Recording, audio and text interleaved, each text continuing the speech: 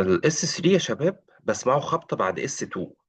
ده عندي هنا تمام اس 1 واس 2. اس 3 بسمعه هنا يا شباب خبطه بعد اس 2. فاسمع كده يا شباب، ده النورمال الصوت النورمال بتاعي كده. اس 3 يجي كده.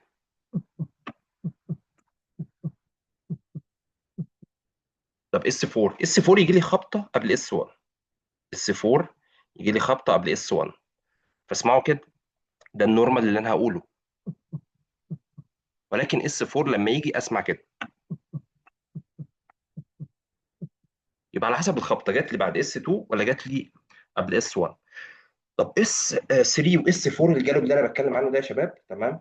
اس 3 جالوب الاثنين دلاله على هارت فيلير. ممكن يكون في بيشنت نورمال اس 3 ده، بس غالبا لو جالي هانت في الكيس اللي معاه فغالبا ده دلاله على هارت فيلير. طب سيستوليك ولا دايستوليك يا دكتور؟ بالسليقه يعني اس 3 يبقى سيستوليك هارت فيلير، يبقى اس 4 دايستوليك هارت فيلير. تمام.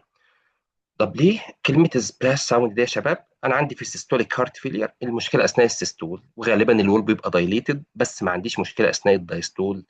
تمام. فالجاش يحصل جاشنج أو يحصل رابيد فنتريكولار فيلينج أثناء الدايستول، فيعمل لي السبلاش ده يا شباب. لأن الفنتريكل بتاعي الوول غالبا بيكون دايليتد، فعشان كده داخل فيه سيستوليك هارت فيلير. الاس 4 يا شباب تمام بيسموه اتريال كيك، نتيجه ان انا عندي دايستوليك هارت فيلير اصلا اثناء الدايستول. الفنتريكل سو سترونج تمام، فلما يجي الاتريوم يكونتراكت قصاده يعمل الكيك اللي انا بسمعها قبل اس 1. ده بالنسبه لاس 3 واس 4 جالوب.